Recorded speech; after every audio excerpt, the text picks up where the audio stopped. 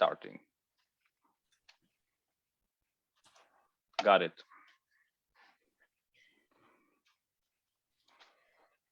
Where is it on the page? I don't see it. We're there. Oh, here it is. No, that's 2021.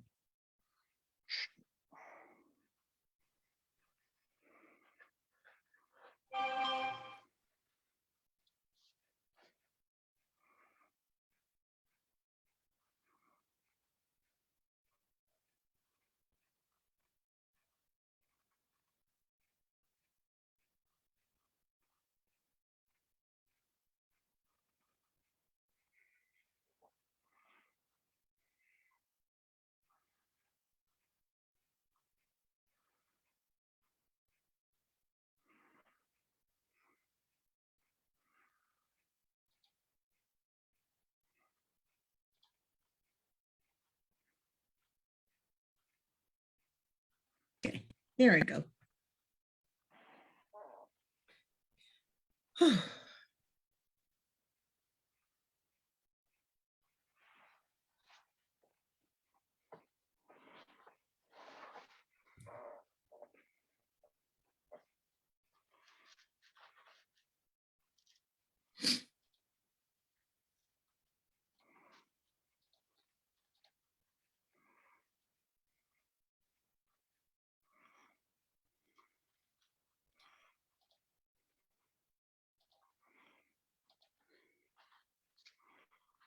Whenever you want. Oh, okay. I wonder if we were going to give them another 5 minutes to, there's more people coming on, so.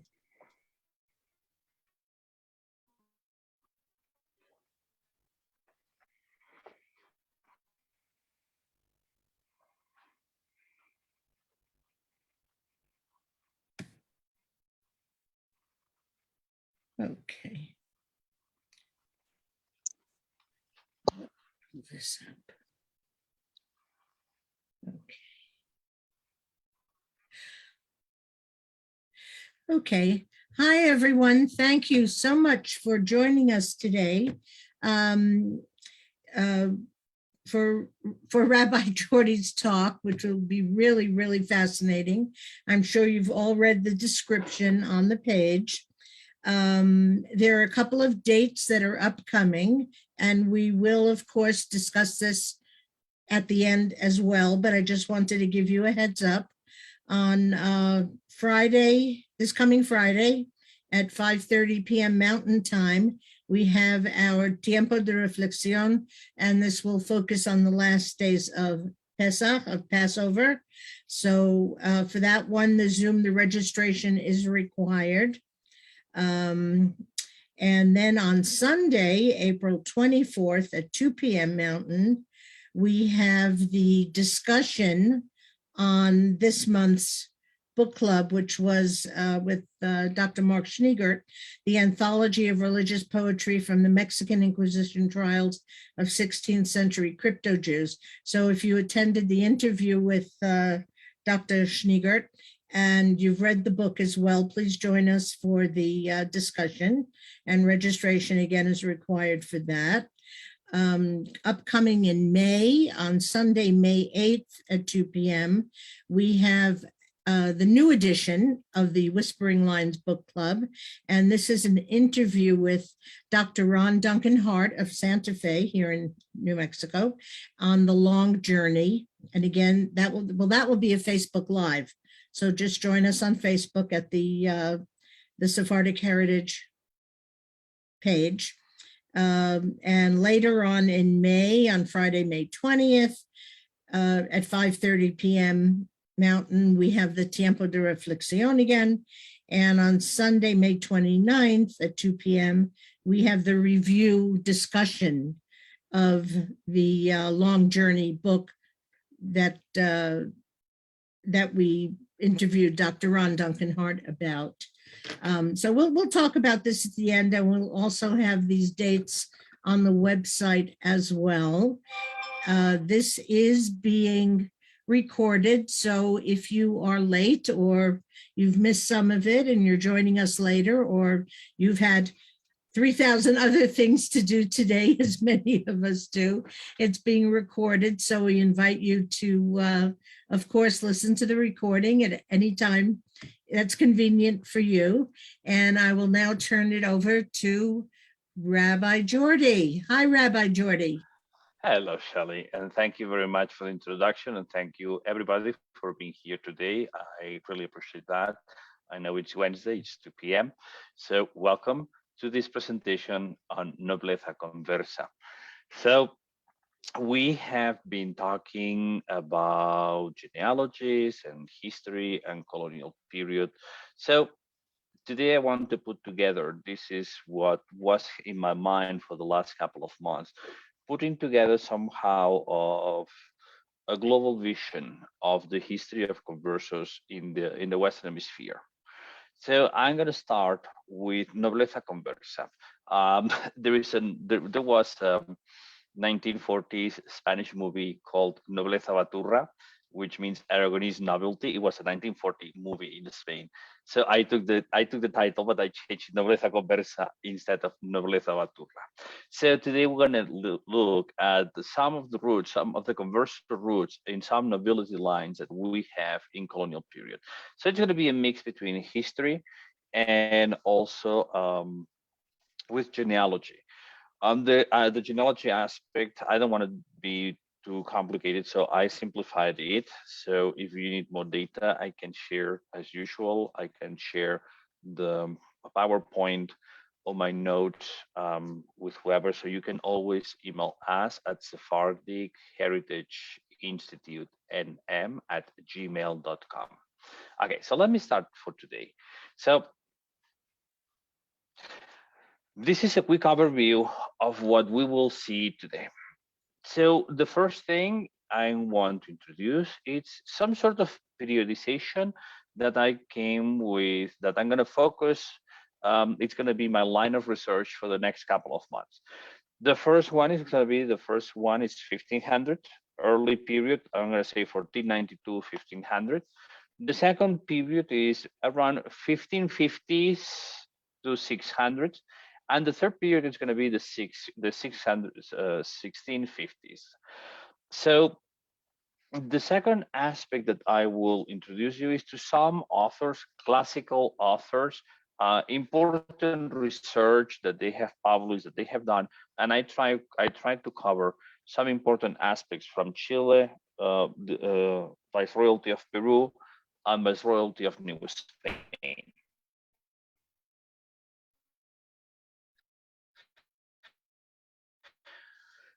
We'll talk on archive, but we'll the usual culprits, and then we will have we'll touch base, because we're dealing with the 1500s. We're going to touch base on an interesting aspect: the idea that conversos were not allowed to travel to the new continent.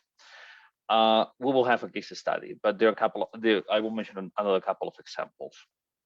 And finally, we will begin to see migration patterns, and this is where history will kick in. Okay, so let me continue with my presentation. When I was thinking about periodization, when I was thinking about periods, I was thinking that we have that I think about three big distinctive groups in terms of origins and context and outcome of that experience. So the first group is the people, the conversos or descendants of conversos, who came to the Americas during the first 20, 30 years of the conquest. Why is this important? Again, we will review this. So the early conversions happen after 1391. We will see that there is a wave of conversions. The first people who convert are those who own property. I'm going to call the elite. I'm going to call them the elite. The elite converts pretty fast. Rulings from the Pope and ruling from the different kings of the different kingdoms in the Iberian Peninsula are popping up, are coming, and especially the elites begin to feel that heat regarding those prohibitions, restrictions, etc., etc.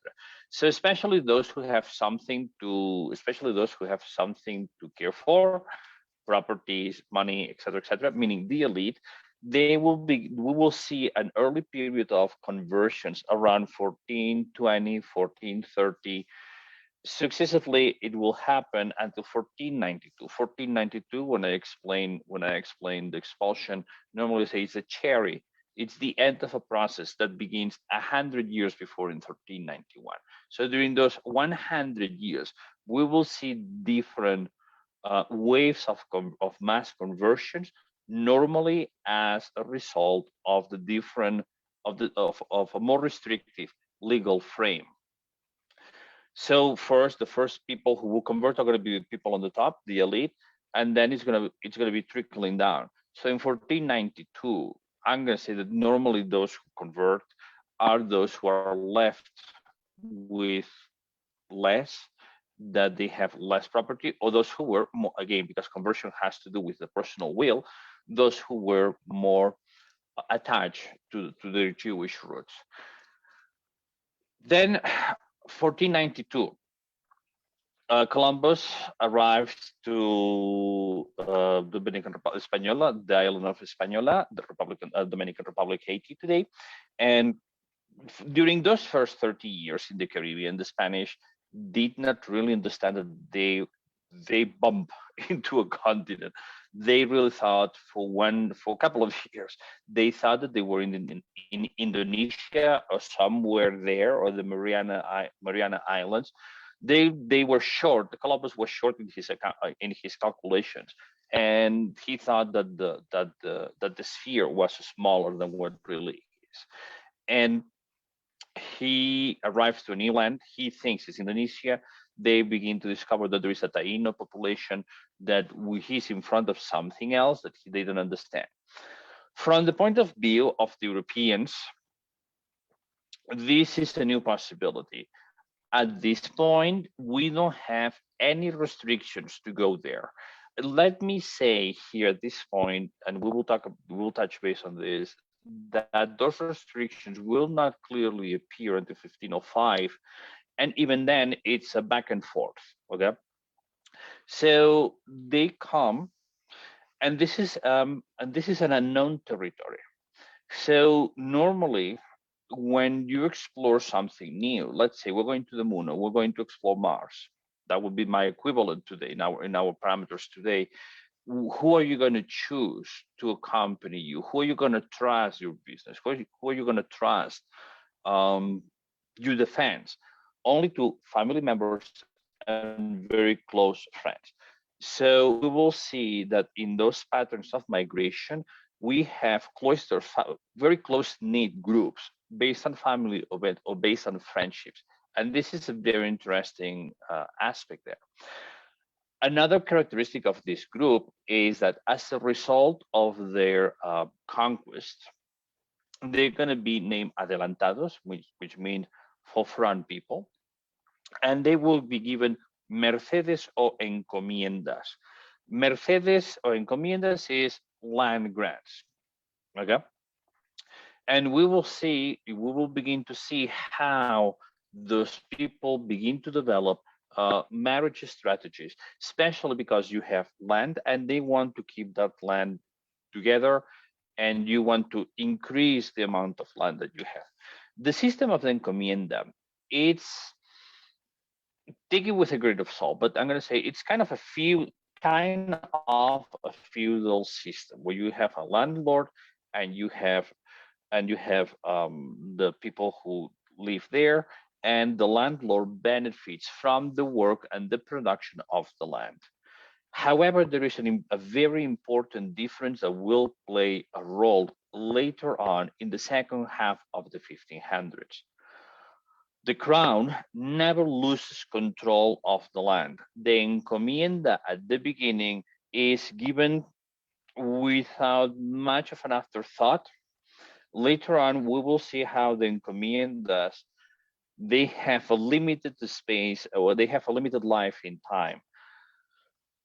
Why this? Because the crown does not want to lose control of that piece of land. They are, especially the Habsburgs. The Habsburgs, Los Austrias, the Habsburgs will be very much afraid of creating dynasties and creating the possibility for to create the possibility for independence of those new territories. That's why after Viceroy de Mendoza, we will see a rotation every 3 years of the viceroys in the Viceroyalty of Peru and the Viceroyalty of New Spain. Why? Because they try to prevent that people will have deep roots. So during the viceroyalty period, the upper sections of the government will always be in control of European Spaniards, because from the point of view of the crown, that was the way of keeping a tight control on the territory. So you will prevent their independence. So those families that are given encomiendas, in their mind, they think, oh, we have worked very hard for this, we deserve this. And then we begin to see those strategy marriages. One of the examples that we will see today that's going to be fascinating is going to be the Coronado Boca Negra alliances. There's a specific article that I will mention for this. Over time, as I said, in around mid 1500s, with the publication of the new laws for the Indies, what the king says is no, the encomienda will have a limited lifetime, and after 2 or 3 generations, the land reverts back to the king. This is going to provoke a lot of problems with the second and the third generation of the children and the grandchildren of those adelantados. We will see, in terms of genealogy, we will see that during that period of time, we have lots of books of memorials, libros memoriales, which is basically it's like a memo, a long memo, 50, 60, 70 pages long, reciting those are the to quote the Jewish liturgy, Zehudavot, those are the merits of our ancestors. My granddad, my dad fought very hard for you, king, to get all this piece of land, so I deserve to continue having this. However, we will see that during the 1550s, 60s, 70s, the encomiendas revert. The king does not pay much attention to this, but the king will re-own or gain property gain of those encomiendas that were given. As a result of this, in the 1600s, we will see how we have how the crown is selling nobility titles. How can the crown sell nobility titles?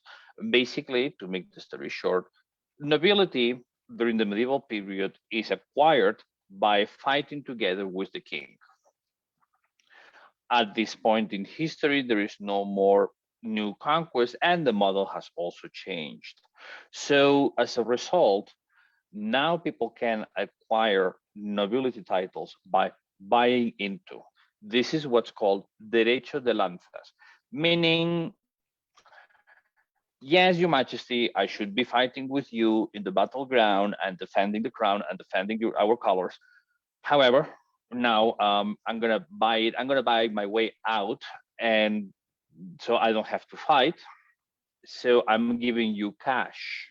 So that's what's called redemption. So el derecho de lanzas is the right to have a sword and to have a spike, and la redención is I'm redeeming myself from the obligation of having to go to fight for you with you in the battleground.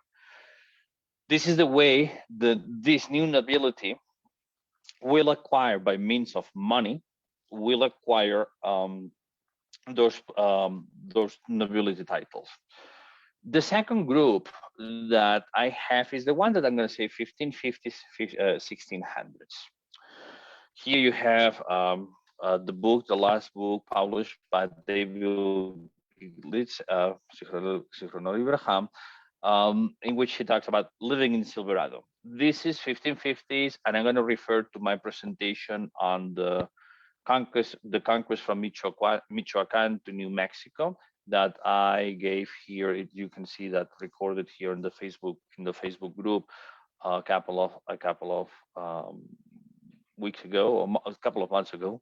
Um, Michoacan is a piece of land. It's a territory in Mexico, and it's the state of Zacatecas that contains, in Mexico, the state of Zacatecas contains El Cerro de la Bufa, which is going to be one of the major silver sources in the New Spain. That's discovered in the 1548. It's begin to be fully exploited in 1550s. Something that is remarkable, despite of all this richness of silver and gold coming from the Americas into Europe, is that the Spanish state will, or the Spanish crown will declare bankruptcy twice in the 1500s. So that you have a book that talks about Felipe II, El Imperio de la Bancarrota. So they have to declare bankruptcy twice. We have the silver minings of Zacatecas in the 1550s and El Potosí in Bolivia in 1545. In Spain at this period of time, and I will explain more specifically about this in the second edition of this, when I will talk about this specific group in maybe in a couple of months. I will touch base on there's a social intellectual problem. It's a social problem, social political problem in Spain during the period of time because of the wave of conversions and the new intelligentsia that comes into all the aspects of Spanish life. And now they're Christians. So until then, you had restrictions for that population that was not Christian to have an active role in the Spanish government. However, after the conversion, we see a wave of converts. We have this new converso intelligentsia, and that's going to put a lot of pressure on the conversos.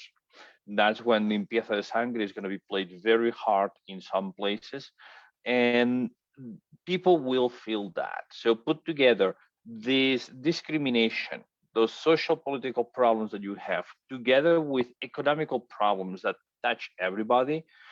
Two bankruptcies is very heavy. So that's going to prompt what I call economic migration. So we will see that during the 1500s, we will see a wave of descendants of those converts moving into the Americas, trying to make a new life. I put the Robledo family there in the slide because I think I was very touched when I read the document. Basically, what Pedro Robledo says in his accounting why he wants to move is, look, here we have nothing. We're dying of hunger. On the other hand, my cousins wrote us a letter, and they seems to be very wealthy and very well in the viceroyalty. So they invited us to move into the viceroyalty, and they did back in 1574. See, living in Silverado is another example of how those conversos that were discriminated and living in Europe, they move, or living in Spain, they move to the mining towns in colonial Mexico. Also remember that Mexico, it's the Mexico City in this case, is the crossroads of the empire. Because if you remember the map of Mexico, you have Mexico City at the center, then you have on the right hand, you have Veracruz, which is going to be the entry and the arrival and the exit towards Europe. And on the other hand, on the left hand, you're going to have Acapulco. Acapulco really is one of the first, it's one of the earliest European settlements in the Pacific. Remember I said in the previous slide that the Spaniards, they did not know that they were in the Americas. So the drive for the Spaniards was always to go west. There was always that quest for the magic pass that would allow you to jump the Americas and to go to Asia, because Asia is where you have the money.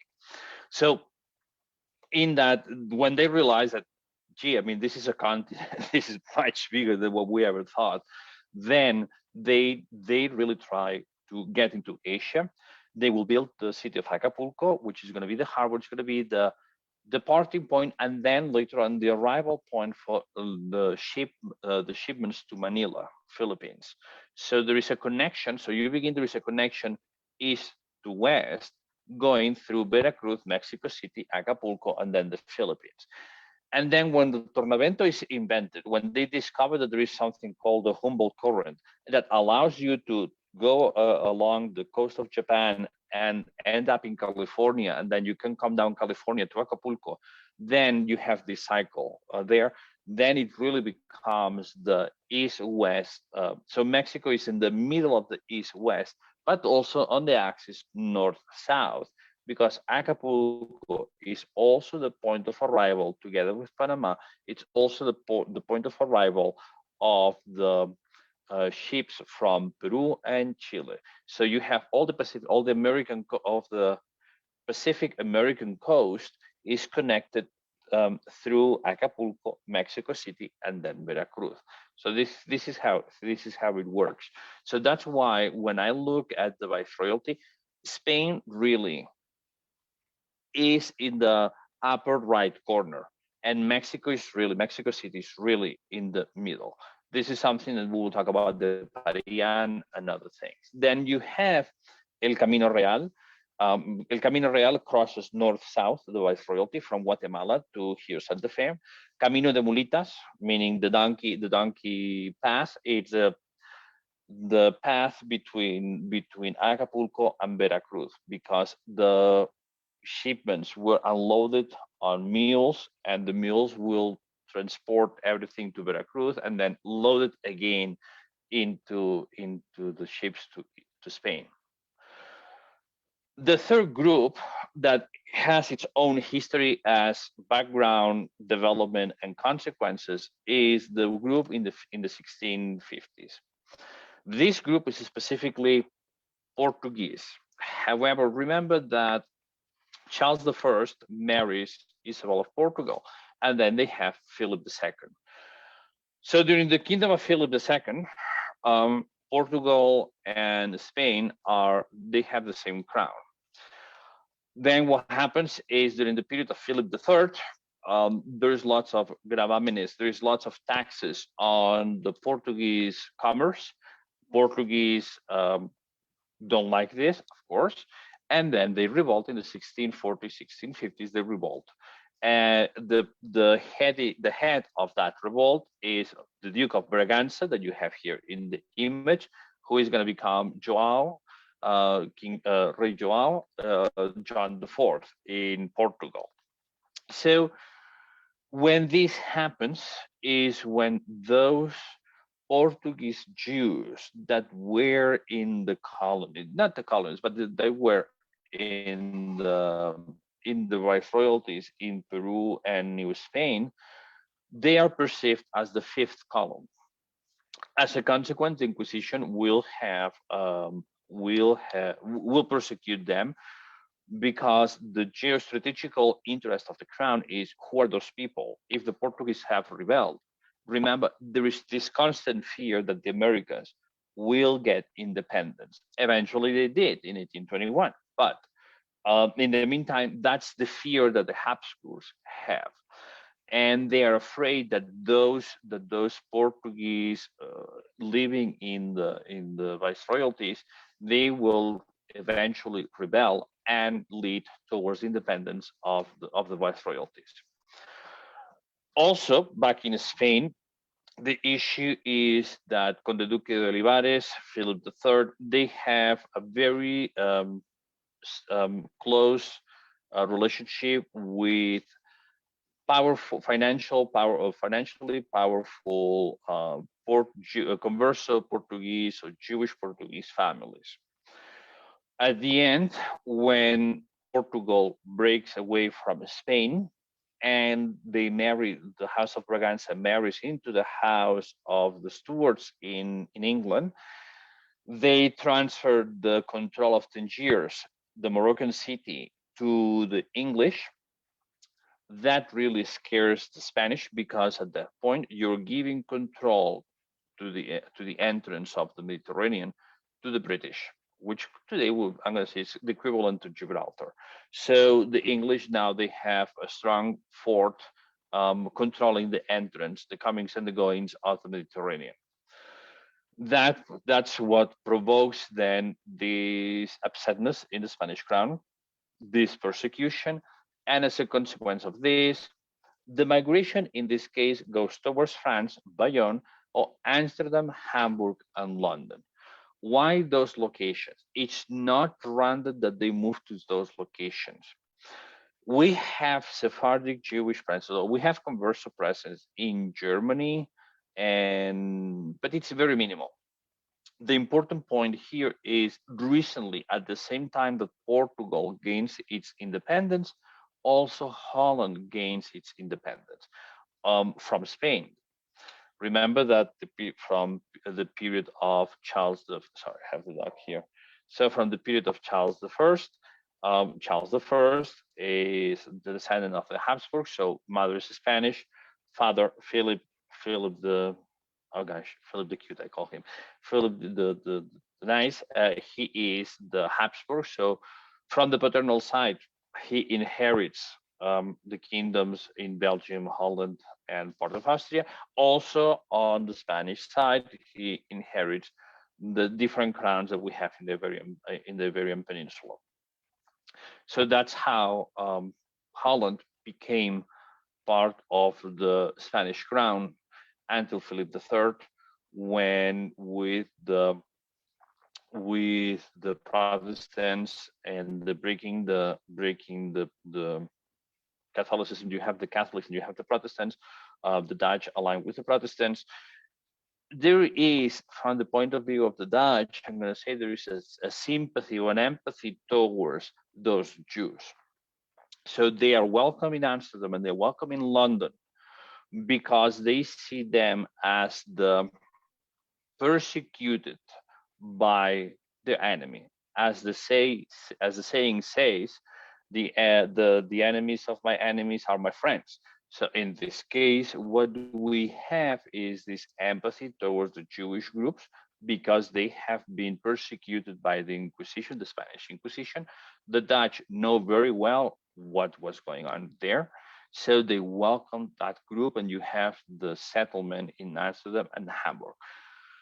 Family names that we have there: Roque de Leon, Enriquez, Mendes, Mendes da Costa, Quiros Núñez, López de Paz, González Cardoso, Orobio de Castro, Sarabia, Lemeira, Mendes da Costa, Atias, Silva Gomez, etc. So this is a group of families that I will be looking later on, probably during summer.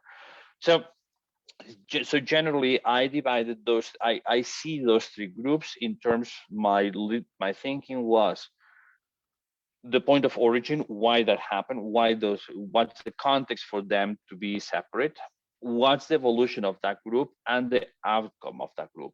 The three groups that I have talked about, they will have three very different outcomes. So let me talk for 1 second about bibliography. Some authors in Spanish.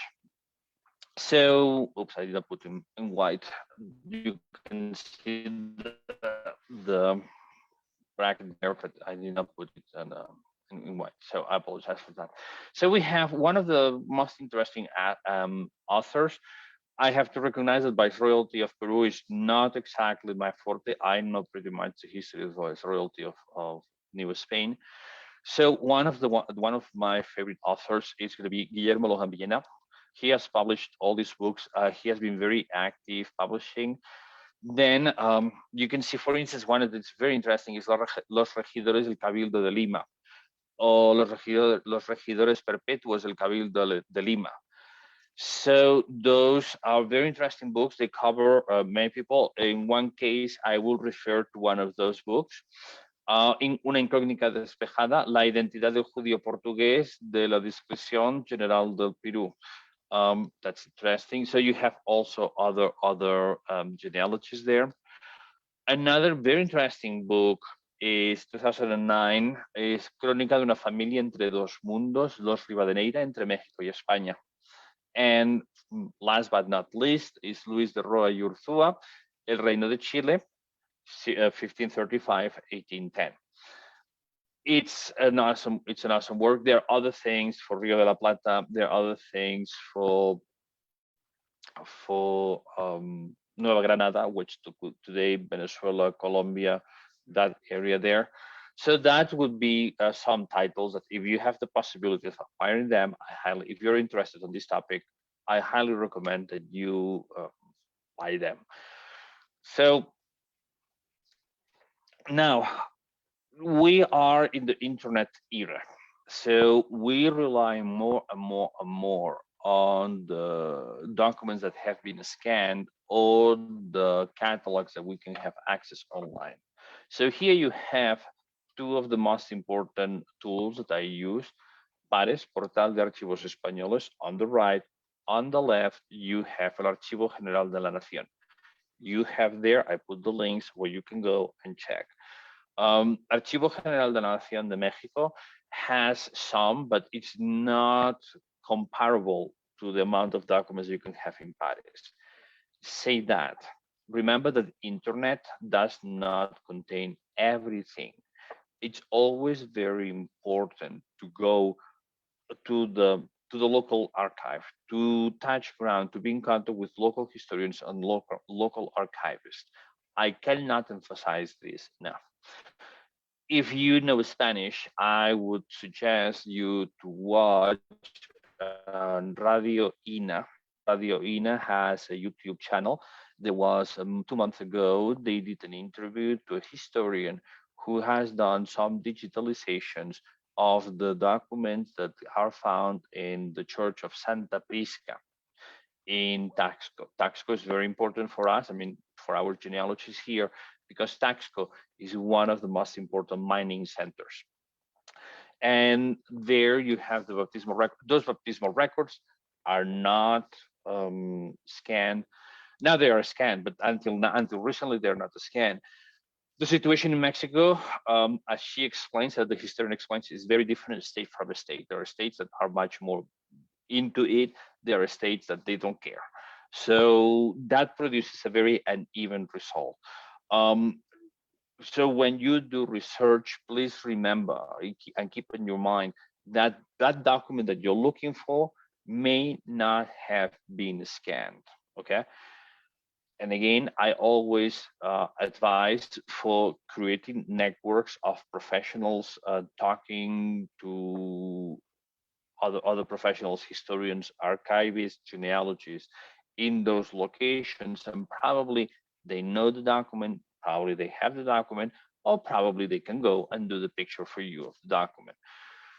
So those are two important tools. It's online. It's going to give you some resource there, but always remember that the important thing is the real document. Even something also that I advise as someone who works in archive, who has worked in archives, even if you have a digital copy, sometimes you want to see at least once the document, the real document. Touching the document, seeing the document, not in picture, but in real, feeling it, you can see, or you can feel, or you can clarify, oh, that's an A, that's a no, you can clarify some things. Sometimes that visit to the archive is going to be very important. Now, let's start now more into the depth of this. Not allowed to travel. Conversos and Moriscos are not allowed to travel. Is that true? Yes, and it's very complex. Between 1492 and 1505, basically, if you had a floating ducky and you were brave enough, you could cross the Atlantic. I'm being facetious, of course, but basically remember that at that point in time, only Portugal had ships that were prepared to cross the Atlantic. Spain basically was focused on commerce in the Mediterranean and commerce all along the coast. So transatlantic traveling requires a different type of ship. The King Ferdinand, after the death of Isabel, is going to be the one who will impose a control on who travels, when you travel, how you travel, etc., etc.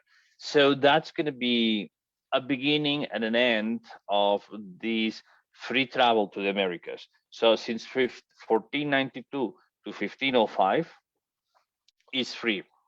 Again, if you have anything that can float, and if you're brave enough, you can cross the Atlantic. Good luck. Also, remember that at the same time that the Spaniards are in the Caribbean, we have the settlements in the Canary Islands.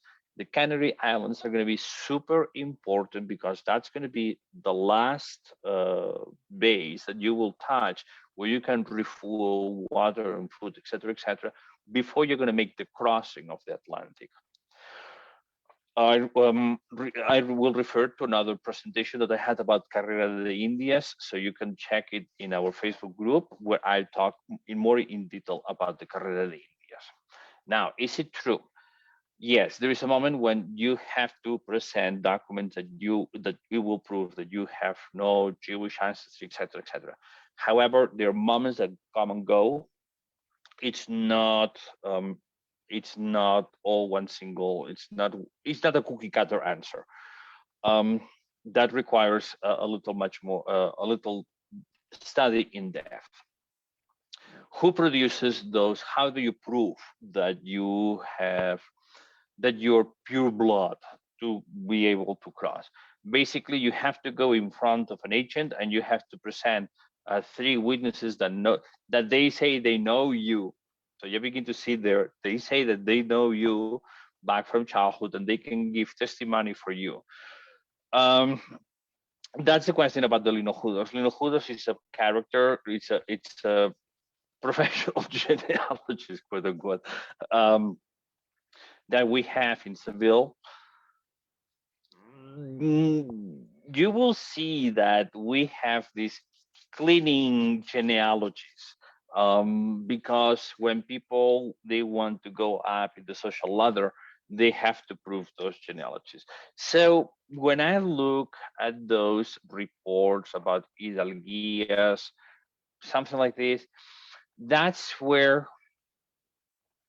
I think that our genealogical practices today, they allow us to discover or to uncover those hidden truths that we have in those documents.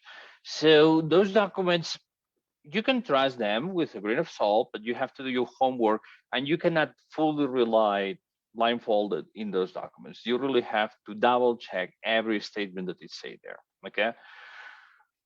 That's a perfect example that I have here. Fernando de Sotomayor. Who is Fernando de Sotomayor? That's a document that you have on the right. Fernando Sotomayor, he's a priest. So, guys, if you cannot claim he as an ancestor, because theoretically you have no children. He goes with the Bishop Francisco de la Cámara to Peru. Okay, so he has to prove that he has the paperwork in order. So here you have the link to the document saying, hey, I can go, I'm pure blood. Okay, Fernando Sotomayor. Who is Fernando Sotomayor? Well, Fernando Sotomayor happens to be born in Écija, and he lives in Seville. And he is the child of Diego Fernández Juárez y Juana María Delgadillo. Oops. Delgadillo family, it's a well-known Converso family in Écija. So here we have a little problem there, because in 1592, we have inquisitorial processes against Delgadillos. In 1594, 1596, we have more Delgadillos in the Inquisition. 1599, we have more Delgadillos inside the Inquisition. And then in 1617 to 1619, we have Juan Delgadillo there in the Inquisition. So here you have clearly someone who comes from a well-known converso family and who is allowed to travel. There is another case. I'm going to go back 1 second. Please pay attention to the title of the article. La invención como necesidad, genealogía de conversos. The reason why I'm quoting this article is because you're going to see interesting cases. There is one case of a guy who travels to New Spain, and 5 years before traveling to New Spain, he had to do penance in Seville publicly for being a Judaizer, meaning for having Jewish practices. And despite he was walking around Seville with the San Benito, and that should have been a public punishment, even then, and despite that, he got the travel permit and he crossed the Atlantic. So here you have a case that, or here I'm mentioning two cases of people who should have not been there. So let's talk about, for 1 second, about migration patterns. As I mentioned before, 1492, 1495, 1500, people are coming here. This is a new land. They have no idea what they're encountering. So the conquest will happen always based on friends and family. For me, the example that I always give is these two guys. On the right hand, you have Hernan Cortés. On the left hand, you have Francisco de Pizarro. Those two people, one is the conqueror of New Spain, the other one is Peru. They share the same great grandparents, Hernando Alonso de Hinojosa y Teresa Martínez Pizarro. This is an example. It's silly. Now we will see another couple of cases in which they relate on deep friendships. That's a case in which you have families and they go one north, the other goes one south. That emphasizes for me the idea that the conquest happens based on those close-knit family groups. You will trust, you will rely your business, or you will rely your safety on friends, very close friends, and family members. So, talking about friends, very good friends, I'm going to talk about two guys, brothers, Felipe Gutiérrez y Toledo y Diego Gutiérrez y Toledo. One ends up in Peru, the other one dies somewhere, paraje de Tayutic, de tierra adentro de la Alcaldía Mayor de Nueva Cartago y Costa Rica. It's a very long name for a location, which means somewhere in the jungle in Costa Rica. He died. We don't know exactly where. Those guys are brothers. They're very good friends of another converso, who is Pedra Díaz Dávila. Pedro Díaz Dávila is someone who has a good reputation. In this presentation, I'm leaving aside two very important families, the Arias Dávila and the Coronels. Both for them, in both cases for them, they represent the transition between the medieval period to the Renaissance period. And I will probably, the Coronel is a very complex family that has networks all over the place. The Pedrerías Dávila, they have a bishop. I mean, everybody's in the Inquisition there. It's a very interesting family case that really exemplifies this transition of between medieval model and Renaissance model. That is when the conquest happens. So who are Felipe Gutiérrez y Toledo y Diego Gutiérrez y Toledo? Both of them are born more or less about the 1500s in Madrid, Spain, and they die in the New Continent. Who is the father? The father is known under two different names, Alonso Gutiérrez de Madrid or Alonso Gutiérrez de la Caballería. And he was born in Madrid in 1466, and he dies in 24th December of 1538. And he was the royal treasurer for Charles I, and the spouse is Maria Rodriguez de Pisa. When you see de la Caballería, you know that this is a Converso family that has its roots in Zaragoza. In the case of that family, we even have, you can check it online in in Wikipedia, not a good reference, but it's there. In Wikipedia, you have the divorce libel between the guy who converted and the wife who remained Jewish. She says to him, "You want to convert? Good for you. I want to remain Jewish, so I'm divorcing you." So the guy converts and takes the name de la Caballeria. She remains Jewish. So in the at the bottom of the page you have, or the slide, you have this book, Los Conversos y la Hacienda Real de Castilla en la primera mitad del siglo XVI, las actividades de Alonso Gutiérrez de Madrid en la corte de Carlos V. And on the right side you have the picture of the guy. We have, this is one of the few cases that we have a picture. So you have the picture of the guy. And also, if you check, Maria Rodriguez de Pisa has also the effigy, the funerary effigy there. It's available online. So that's the case of two people, two well-known people. We know the genealogy, and they are able to cross, and they're going to be adelantados.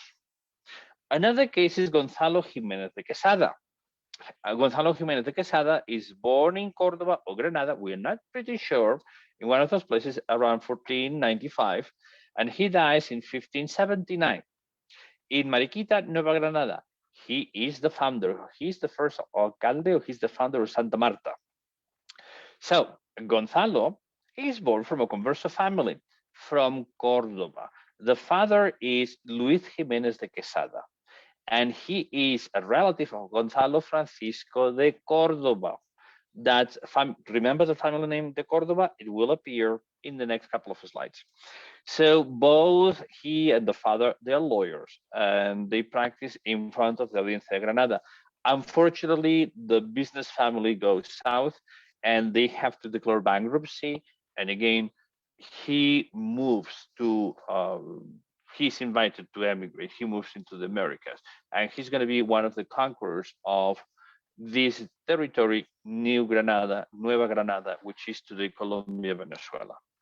So here you have another case of a converso who is known, but again, they belong to the elite, therefore they have a pass. So now let's move a little north. Now let's move to our territory, New Spain, Nueva España. So this slide, I created this slide when I was working on this. I began to realize that something interesting was happening around Hernan Cortés' circle. We have all these people in black, in bold. You have those people who have converso origins. And then after the hyphen, you have the role that they took during the governance of Hernán Cortés in Mexico City.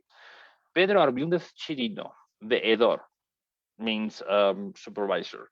Gonzalo de Salazar, married to Catalina de la Cadena, a factor. A factor means someone who does things, but it has, I did not think about putting translations for that. Alonso de Contreras, encomendero y alcalde. Alonso de Estrada, married to Marina Gutiérrez Flores de la Caballería, he was the treasurer. Footnote, not to confuse Alonso de Estrada, that Estrada, he comes from a different place, from María de Estrada y Francisco de Estrada, Fernando de Estrada. Those are brother and sister. Francisco and Fernando de Estrada, brothers and sister. María de Estrada, I want to do a footnote. María de Estrada is a very interesting woman. If you look at the Bernal, what's the title? La Historia de la Conquista, La verdadera historia de la Conquista.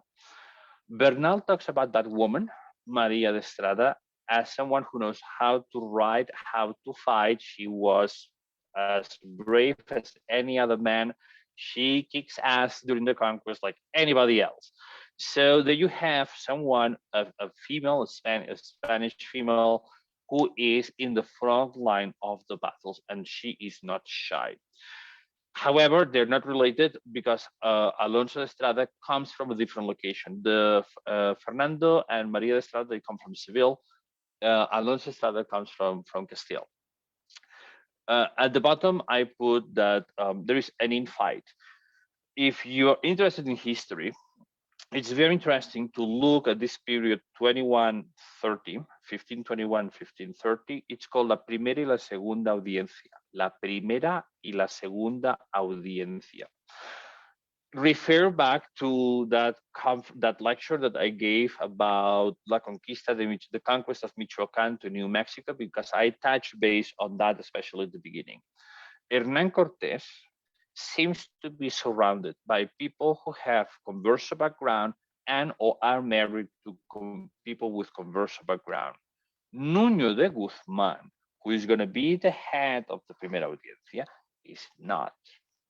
So here you have two parties, one that seems to be tolerant of conversos, the other one that seems to be not to be tolerant of conversos. So let's go now into a deeper look into that. Pedro Armíldez Chirino. He is the son of Lope Chirino, who happens to be the grandchild of Alonso Garcia de Guadalajara, who is converso. You have someone called Mosen Chirino, who wrote a medical book. That line is well studied, is well known, is well established that they come from conversos. Unfortunately for him, we don't know if he had a wife or if he had children here in the Viceroyalty. And again, during the period of Hernán Cortés in 1523, he has an official role in government together with Hernán Cortés. So he comes back to Valladolid. He dies there in the mid 1500s. The next one that we have is Alonso de Contreras. Contreras, ooh, that's a very interesting family name. There is a group of people that seems to come from Burgos at this period of time. Later on, we will begin to see converso families from Toledo. I will mention that when we will talk about Bocanegras. So Alonso de Contreras is born in 1485 in Burgos. And then he dies in 1559 in Mexico City. Who are his parents? Those names are very important. García de Contreras y María de Lerma, who happens to be the daughter of Lerma, is one of the elite conversos in Burgos, the same as De la Cadena. De la Cadena is another converso name in Burgos, in the city of Burgos. So Alonso de Contreras was married to Ana Isabel Mejia, and they had three boys and 7 girls. So not to discriminate, but I'm gonna put only here I'm gonna put here only the boys.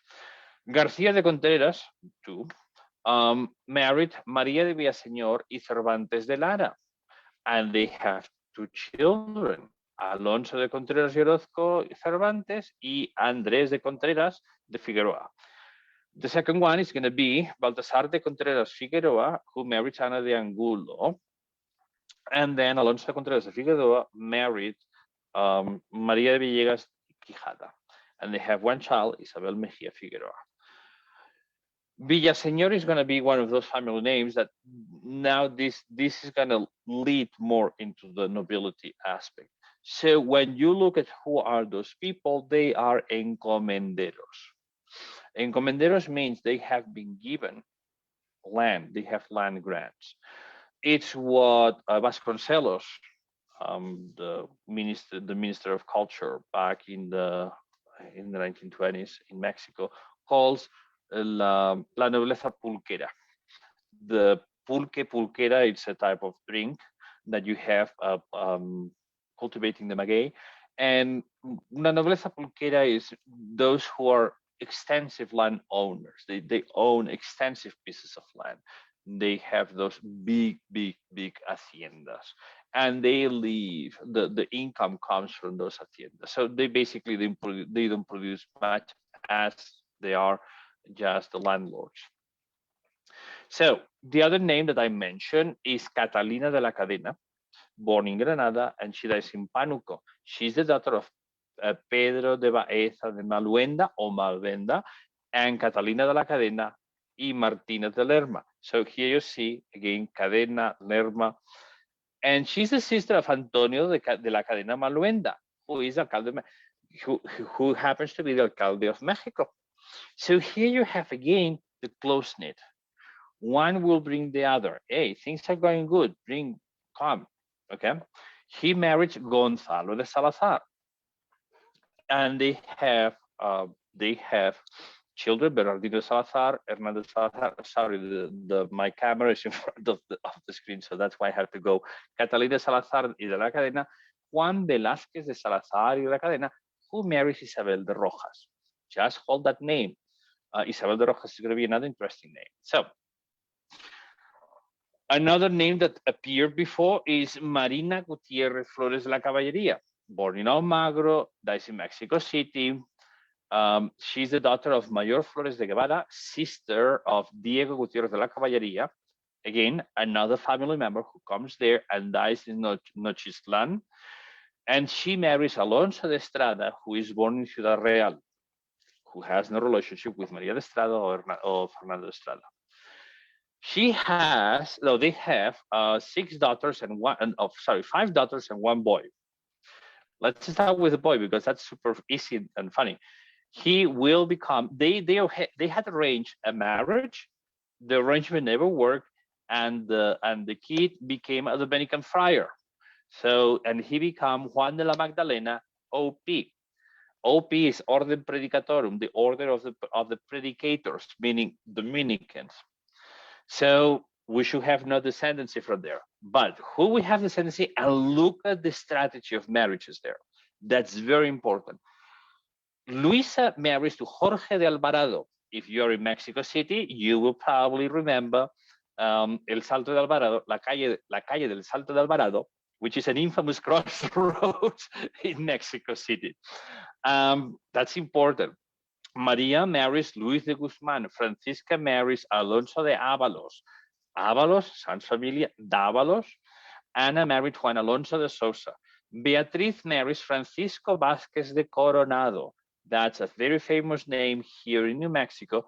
And also, please refer to my presentation back to the conquest from Michoacan to New Mexico, because you will see those strategies playing there in political terms. So here you have how Jorge de Alvarado, Alonso de Ábalos, Francisco Vázquez de Coronado, those are going to be important names. So there you have at the bottom, you have Shirley's article, La Sangre Limpiada, the clean blood, the clean background of Marina Flores Gutierrez La Caballería. Again, they figured it out on how to clean and how to make look her kosher. So that's where you have it. In that article, here you have the marriages that I was talking about. So you have the different things, and then look on the side. Beatriz marries Francisco Vázquez de Coronado, and then you begin to see another family name that's going to come from Toledo, Spain. Núñez Vázquez Pacheco de Córdoba. Remember I mentioned Córdoba before? Y Bocanegra. And that's going to be the other lineage. Okay.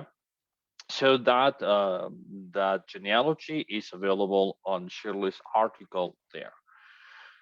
Then, now we're talking about the Bocanegras. The Bocanegras are native from Cordoba. Remember I talked about the guy who founded Santa Marta? That's where we are. So his parents were Bernardino de Bocanegra y Córdoba y Elvira Ponce de León, and they had 2 children, Bernardino Pacheco de Bocanegra y Nuño de Chávez de Bocanegra. That's when we begin to see how they will acquire those nobilities, because that line will be El Marqués de Villamayor in 1625. Also, when talking about marriage alliances, family alliances, look at the article of Lansing or Bloom's article, the Coronado Bocanegra Family Alliance. I have to do more research there. I have to see more things, but it's a very interesting article and see how those strategies work and how they get married in order to keep those haciendas pulqueras together. So then, now we're getting more into the nobility aspect.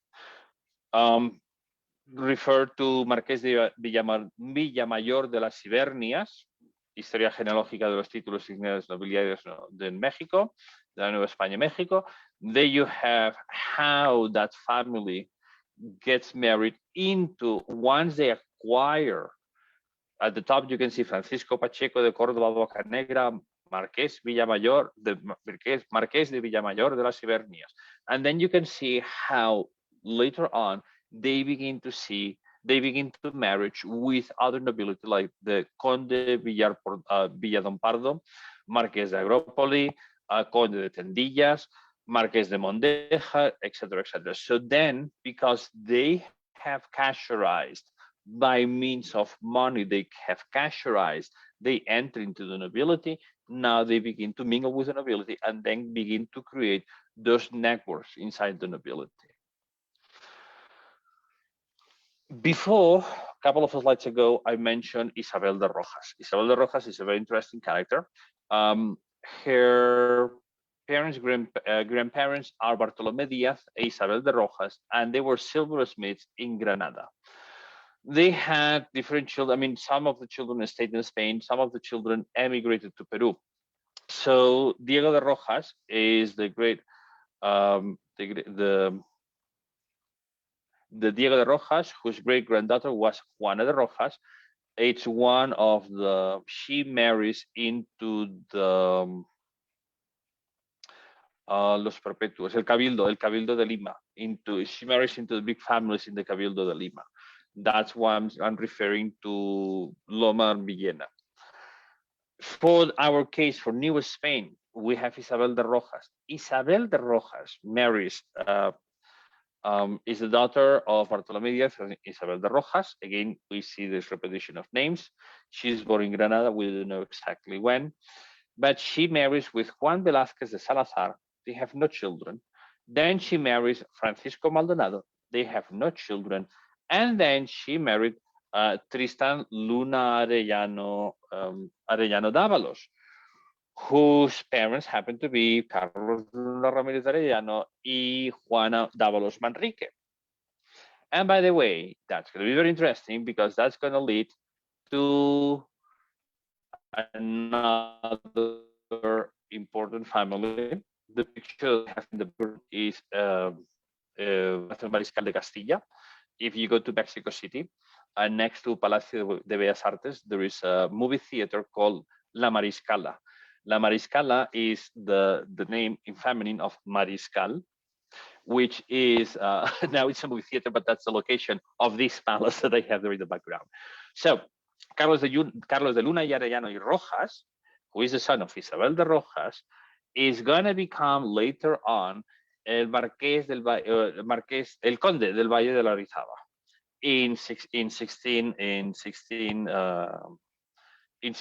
after the 1650s. So there you have how the Villamayor and Conde de Rizaba, they are from their origin, they come from Converso families that they have been able, by means of the conquest, by what they have done during the conquest, they have gained those encomiendas, they have gained those land grants. The land grants have enriched them, and they have been able to move at the top elite.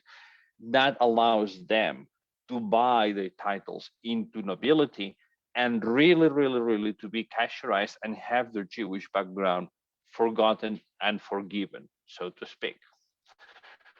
Now, talking about Valles de la Orizaba, Conde del Valle de la Orizaba, there you have the genealogy for Los Condes del Valle de la Orizaba. Again, it's a work from José Ignacio Conde y Díaz Rubín y Javier Sánchez Ruiz.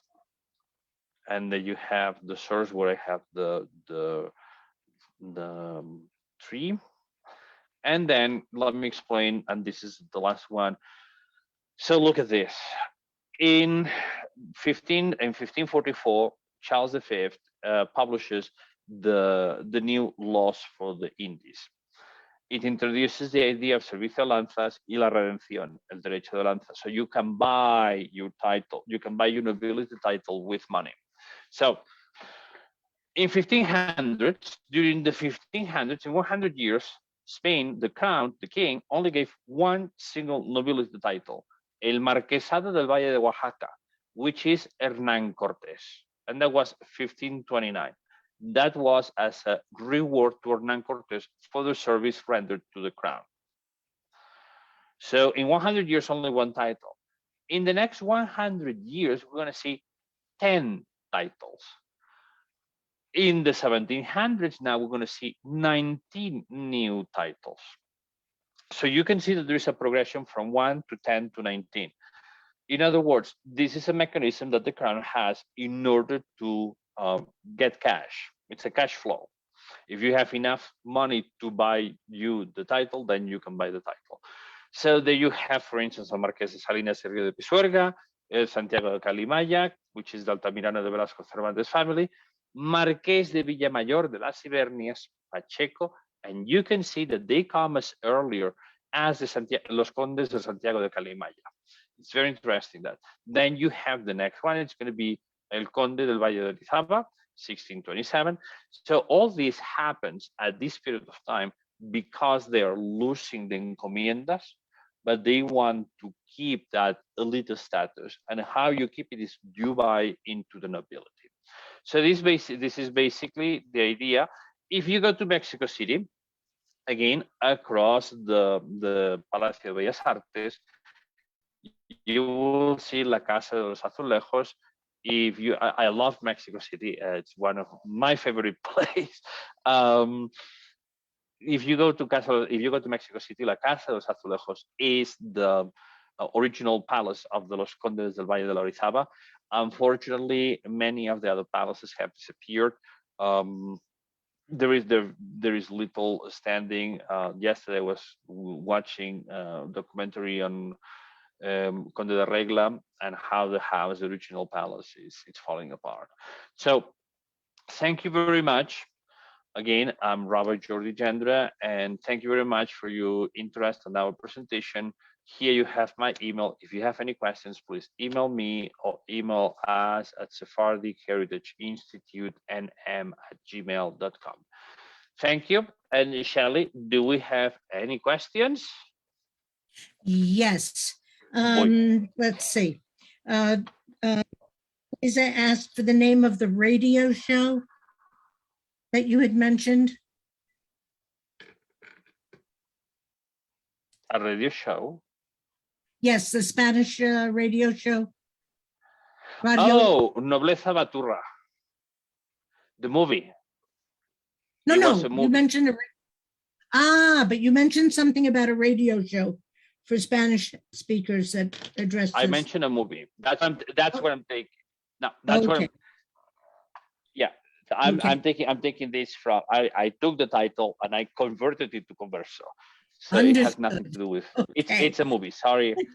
That's okay. There was another question from Maria Luisa about the Archivo Histórico de la Secretaría de Comunicaciones y Transportes in Mexico. Yes, those archives also you can check. I did not put all the resources there, but you also have Notariado, El Archivo General del Notariado. If you go to Mexico City, I have been there. If you go to Mexico City, it's across the Benito Juarez monument in La Alameda. It's the old Carmelite. It's the old Carmelite convent. It's next to the Secretaría de Exteriores. So it's there. They have a catalog online. It's very useful. Unfortunately, they don't have digitalizations. Remember that a digitalization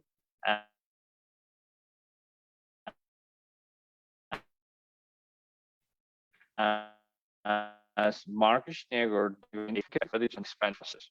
So whenever you see a document digitalized for free, posted there, be really thankful because you're saving about 10, 15 bucks. Okay, so those are the two questions that I had on mine. I lost part of my chat. Do you have it on yours, on your cell phone? No, because I cannot Okay. I cannot see here. All right. Here on the camera. Again, So if there's any questions, I mean, they can post it on the Facebook and we will answer absolutely. Absolutely. And I just wanted to go over the upcoming dates again. Of course, all of the videos that we've done are on our Facebook page. So just go to Sephardic Heritage Institute NM, and there are many, many videos to look at, and especially the ones that Rabbi Jordy had referenced today. We have on this Friday, we have the Tiempo de Reflexión at 5:30 p.m. Mountain, covering the last days of Passover. On Sunday, we have the discussion for Mark Schneegert's book, The Anthology of Religious Poetry from the Mexican Inquisition Trials of 16th Century Crypto Jews. In May, on Sunday, May 8th, we have the interview with Dr. Ron Duncan Hart of Santa Fe on the long journey. And again, on May 20th, we have the Tiempo de Reflexión at Friday, May 20th at 5:30. And we have the discussion on the book, The Long Journey, on Sunday, May 29th. So all of these things will be posted on the website, on the Facebook group, I'm sorry. And if you have any questions whatsoever, you can always either direct it to Rabbi Jordy, or you can just direct it to Sephardic Heritage Institute NM at gmail.com. And just leave us a message on the Facebook group and we will get back to you. Okay, sorry. Now I remember what you mean by the radio program. Yes. It's Radio INA. INA. Radio INA. Es Instituto Nacional de Antropología e Historia. INAH. If you Google it on YouTube, they have a channel. And 2 months ago, they did that program. They interviewed the historian who chaired or who supervised the process of digitalization of the documents of the Church of Santa Prisca in Taxco, Mexico. So that's interesting. When I was looking for another reference, for instance, they discovered some in the 70s and the 80s. They discovered some archives that were hidden back in Regina Coeli monastery, in an ex-convent in Mexico City.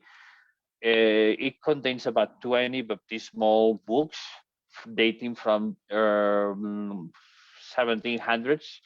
Those documents are there. However, that's a parish. That's not true. I mean, it's a mixed parish because in the books you can see Spanish people, Spaniards, and you can see indigenous people being baptized there. So you have that in the records, but it's records that cover late 1600s, 1700s. And those documents are not available online. The only way that you can see to see them is if you go there and you can just see them. And unfortunately, COVID, has put a halt into all this. So eventually, eventually we're going back to normal, as normal as we can get. So again, thank you very much, everybody. We're going to stop here. Please stay tuned for our programs. And I promise I will continue this. If you enjoy this, please give me thumbs up and subscribe to our YouTube, because I'm going to put that also on YouTube. Okay, perfect. Thank you very much to everybody, and see you at the next times. The interview with Dr. Ron Duncan Hart. Yes. Okay, perfect. Okay, everyone. Bye-bye. Thank you. Bye-bye, everybody.